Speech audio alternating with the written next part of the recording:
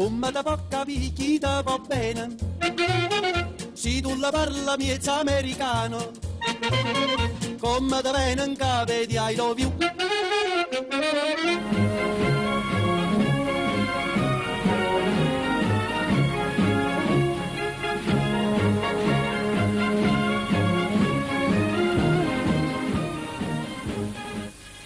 Que estem a l'aire.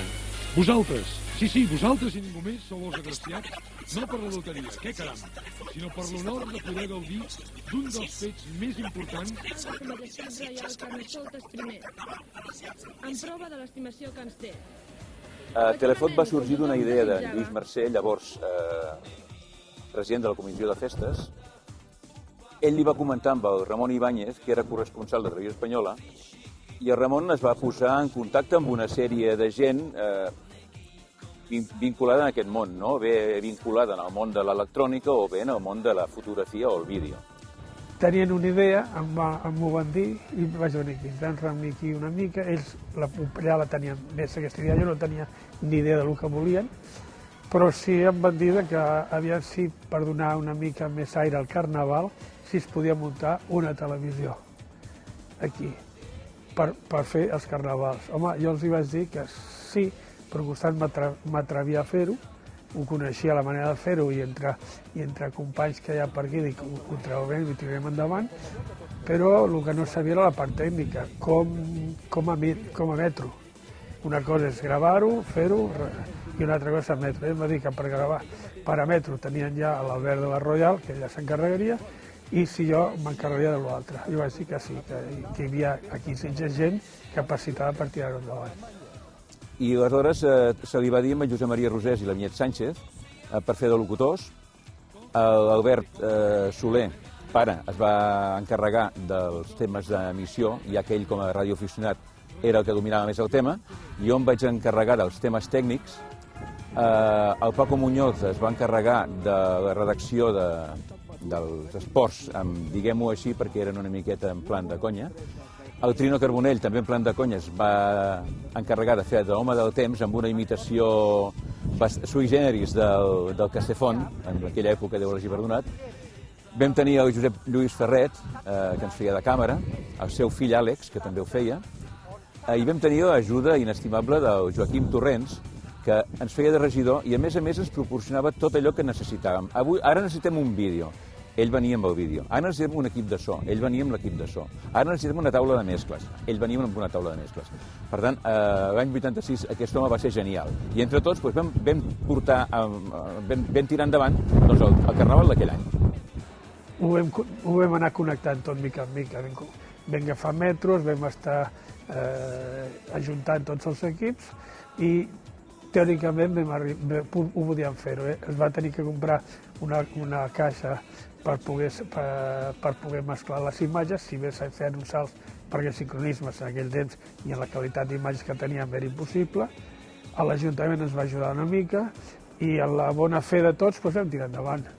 Ens van deixar també una furgoneta, un camió d'aquells mig abandonats que hi havia per aquí, el vam arreglar, vam començar fustes per dintre, i així vam muntar una unitat mòbil d'aquell temps, entre comelles, i llavors aquesta unitat mòbil la guardàvem aquí al Retiro. I del Cap de la Vila emitíem cada dia un telediario, un telenotícies, que els guions els va escriure el Blai, i allò va agafar molt bé la gent. Entre els telediaris, les telenotícies i després notícies de broma completament. I després ja d'això també vam fer les passegalles a totes les carrosses que passaven per allà i jo crec que vam enganxar molt bé del poble i vam tirar una mica endavant. Les excel·lències del Xató de Sitges, durant aquesta tarda hem rebut milers de trucades als nostres estudis provinents de tot el món.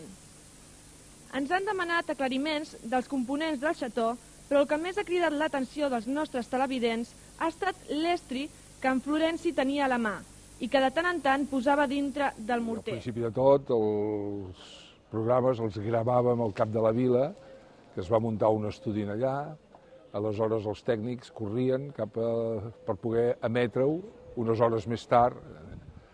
En aquell moment jo estava treballant, com és lògic, perquè l'hostaleria no para, ni els dies de festa, i jo tenia la meva senyora que venia amb tots les americanes o allò, perquè com que fèiem dies o moments diversos, doncs anàvem canviant d'americana en el bon sentit de la paraula. Bé, aquests van ser els inicis, i a Cap de la Vila vam disfrutar moltíssim, perquè ens vam fer uns tips de riure terribles, hi havia gent, hi havia expectació, sobretot el telenotícies que fèiem al vespre, hi havia un home del temps, hi havia el d'esports, el Paco Pelotas, hi havia la Vinyet Sánchez, que feia les presentacions com a noia, i bueno, l'expectació va ser maca, va ser uns anys que vam disfrutar-los força. Des del Cap de la Vila ja ha començat de ple, com poden comprovar, aquesta Rua de la Disbauxa, diumenge de Carnaval. Doncs em vaig involucrar des de que treballava a la ràdio, vaig començar treballant a Ràdio Maricel, aleshores en Josep Maria Alegre també formava part de l'equip de la ràdio, i bueno, se'm va demanar si volia fer la retransmissió de les rues del Carnaval, i jo vaig dir que sí. I va començar un any que francament ara de memòria no recordo, però va començar així i va durar uns quants anys, molts anys. La veritat és que bé, va ser una experiència molt, molt agradable. I a més va anar evolucionant, evidentment, amb el temps, una miqueta, no? El ritme porta a Majestat Carnestoltes, s'aixeca, es torna a sentar saludant a tothom i donant alegria en aquestes festes del Carnaval, que en definitiva és el que es tracta, de que tothom s'ho passi bé i que tothom estigui alegre. De moment, el públic al passeig de la Ribera encara no balla gaire, però suposem que... Bueno, de problemes cada dia es troben els problemes, perquè quan no et fallava un cable, et fallava una càmera, et fallava una altra cosa. A vegades era l'hora de començar l'emissió i de 3 càmeres només en teníem 2 que funcionés, però bueno, entre tots anàvem tirant. Després també no teníem intercomunicadors, o sigui que anàvem fent senyals a les mans, estàvem fent totes les coses. O sigui, però bueno, mica en mica es van anar comprant coses i mica en mica es van anar superant. El primer any, tècnicament, estàvem fatal, però la il·lusió que portàvem tots nosaltres va ser insuperable. Jo crec que els primers anys, sobretot, van ser els anys millor que s'ho passaven més bé tots. Perquè eren com una família en aquell temps. Aquesta càmera, que està dintre de la meva vitrina, de la meva col·lecció particular, és una càmera de les que van estar a l'any 86 filmant, o sigui, gravant el Carnaval. És una càmera d'un aspecte molt primitiu, però que per aquella època donava tot el que havia de donar, tot el que donaven les càmeres semidomèstiques de vídeo. Avui dia això ha canviat molt, però aquesta càmera ens va donar molt rendiment en aquells anys. Bé, el que jo crec, almenys a la meva experiència en els anys de Telefot, el que recordo sobretot és la il·lusió que hi posàvem tots. Era una cosa absolutament voluntària, tots ho fèiem perquè teníem ganes de fer-ho, perquè ens feia molta il·lusió el projecte d'aconseguir portar el Carnaval a les cases, a la gent de Sitges.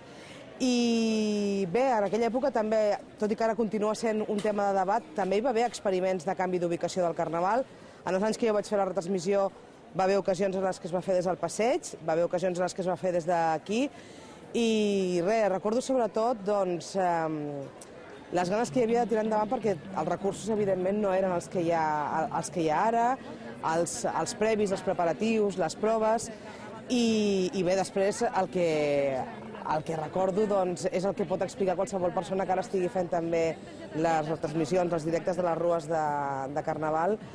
A veure, les nits hi havia que eren més dures i menys dures. Jo recordo nits de Carnaval, algun diumenge o algun dimarts, d'acabar sense peus, és a dir, acabar una retransmissió i no poder ni caminar del fred que feia, no? El que passa és que sí que és cert que en aquest sentit he de dir que la gent de Sitges és molt agraïda, no? I una de les coses de les que conservo més bon record, i de fet encara em passa ara, no? És quan la gent se t'acosta i et dona les gràcies, et diu gràcies per portar-me el Carnaval a casa. Perquè aquí hi ha 2 aspectes. D'una banda, el servei que fa aquesta retransmissió per la gent que surt disfressada i que després, evidentment, a tothom li fa molta gràcia veure's, com ha sortit a la tele, i després tota aquella gent que no pot sortir de casa, no? Jo d'això recordo molt especialment gent gran, gent que està malalta i que ve i et dona les gràcies i que bé, només per això ja val la pena fer l'esforç, no? Que en aquells anys, evidentment, això no era un esforç. Després ja van passant els anys, tens feina, has de compatibilitzar-ho amb l'altra feina, però bé, en qualsevol cas sempre es va continuar fent. Home, jo crec que Telefot dins del canal de Sitges l'ha ajudat bastant.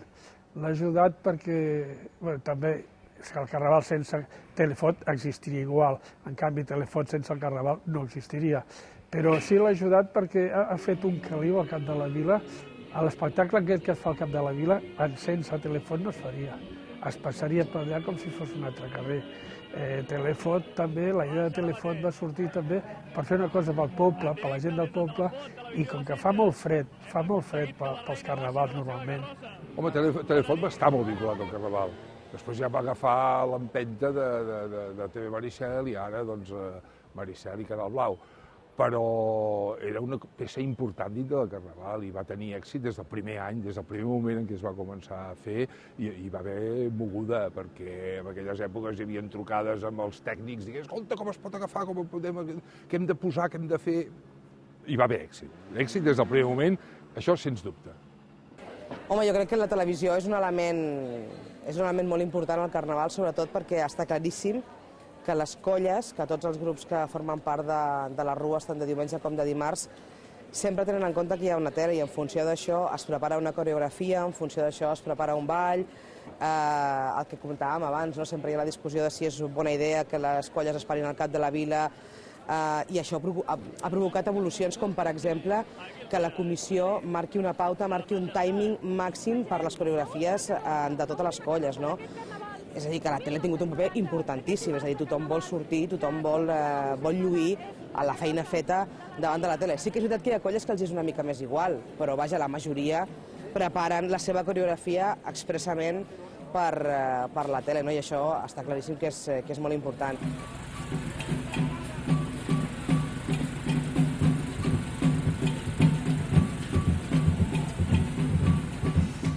Josep Maria Alegre, Ramon Ibáñez, Josep Maria Rosés i la Mònica Gallardó són només 4 de les moltíssimes persones que han passat per Telefot al llarg de la seva existència, però hi ha molts noms sense els quals la televisió del Carnaval de Sitges no hagués estat possible. Unes persones que de ben segur no oblidaran mai les experiències viscudes, els moments més bons i més dolents i sobretot la il·lusió de portar el Carnaval a les llars sitgetanes. Ha passat ja un quart de segle, però l'esperit de Telefot segueix ben viu en el record de molts sitgetans. El to satíric d'aquelles emissions ha evolucionat, però malgrat això la televisió encara continua tenint un paper molt important dins del Carnaval sitgetà.